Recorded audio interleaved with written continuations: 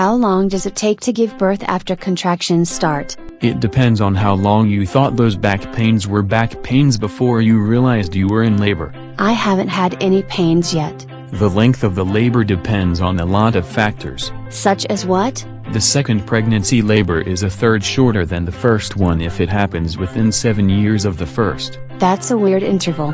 The uterus is essentially in better shape after having squeezed a baby out, so if you wait 10 years, the second labor is as long as the first. This is my first. Then this will be a slower labor than any other you may have, and it will be longer if the baby is a breech birth.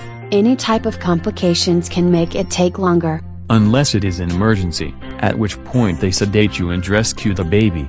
That can be done in minutes. I don't count that in this case. If you count the practice contractions and indigestion you had for a day or two before you went into labor, then you have the 2 to 3 day war stories women swap. I hope it isn't 2 to 3 days. 100 years ago, yes, that happened when the baby's head was too big or there was a breech birth. These days, they do a C-section if it takes too long to ensure that there isn't excessive bleeding, infection or fetal stress that can kill the baby. The only thing worse than a day in labor is spending a day in labor followed by a C-section. Unless you spent a day and night who suffered through back pains in the shower and hot tub before finally going into the hospital, most times you won't be allowed to be in labor that long. I've heard there are cases they actually draw it out. If you use the epidural, on average, the labor is slowed down. I thought pain relief made it easier.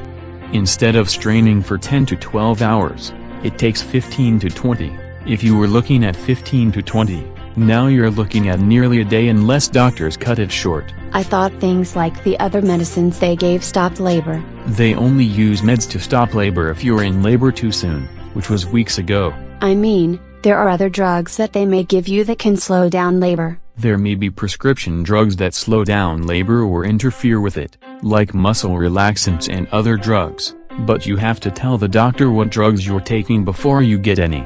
I know, since pain relievers plus epidural equals very dangerous. Also tell them if you're taking any seizure meds, since that can affect the mix. I'm certainly not imbibing in some substances to make the labor seem easier. Getting really dehydrated can push you into early labor, but I don't think it will make things go faster. It just makes it more draining, literally and figuratively. That's why they give you an IV. And if they start that after confirming you were actually in labor, you're a few hours to a day at most from having the baby. If they don't get the IV, they are going to get the catcher's mitt.